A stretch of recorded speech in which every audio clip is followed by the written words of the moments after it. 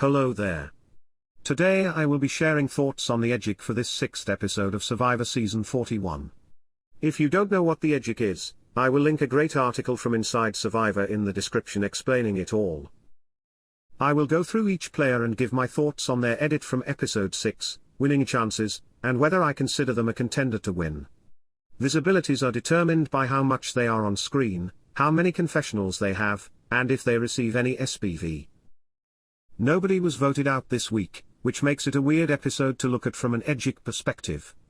This episode didn't change too much about how I feel with winning chances, but we still have fun merge content in this episode to look over, and I have more thoughts to share with you all.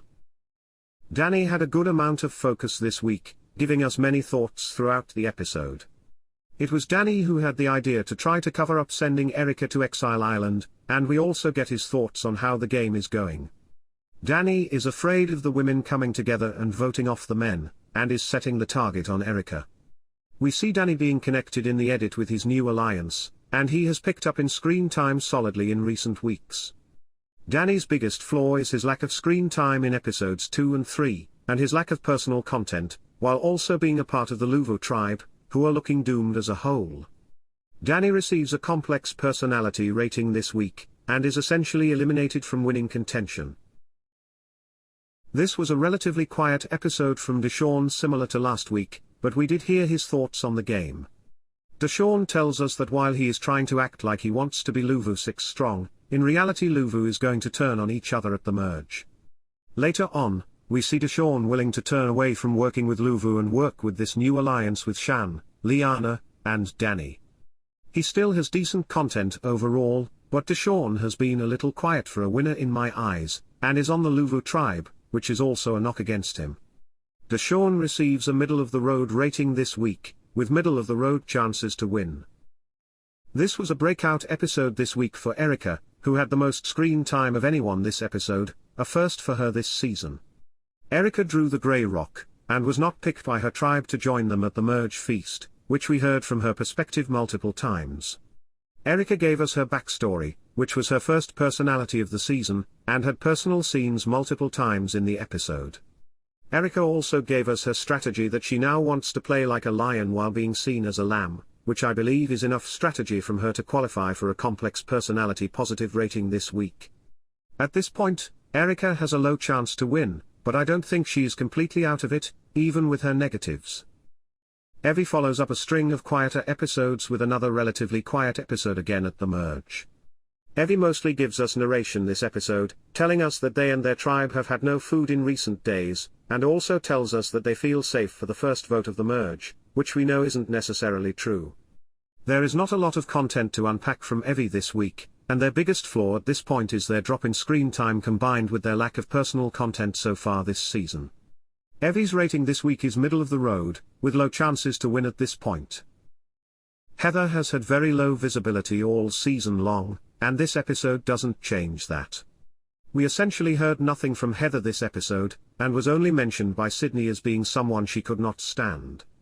Heather has many critical flaws this season, with almost no edit, and being on the Luvo tribe, so it is near impossible for her to win in my eyes. Heather's rating this week is under the radar. Liana had another episode with a solid amount of screen time this week, giving her thoughts consistently throughout the episode. Liana again tells us how she wants to vote out Xander, even prompting Tiffany to comment on her fixation on wanting him out of the game. Liana narrates her advantage and telling Tiffany about it, but also tells us about her alliance with Shan, Deshawn, and Danny. Liana doesn't have many flaws in her edit at this point, which is great for her, but I would like to see more personal content from her soon.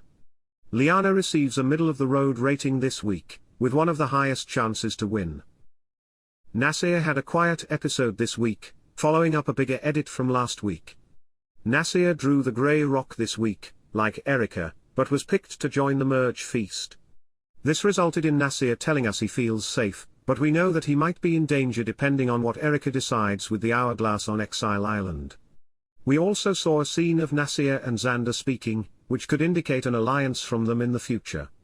Naseer's rating this week is middle of the road, and he has low chances to win at this point. Ricard had an interesting edit this week, because while he did receive a good amount of content, he received nothing after the tribes merged. Ricard argued with Shan over the extra vote advantage again this episode, refusing to give it back to Shan. I personally believe that this puts him in a negative light, as we were shown a flashback of Ricard promising Shan to give the advantage back after voting out Genie. Ricard talked about Shan this week, and I wish he gave us more personal content to work with, as it is a flaw in his edit.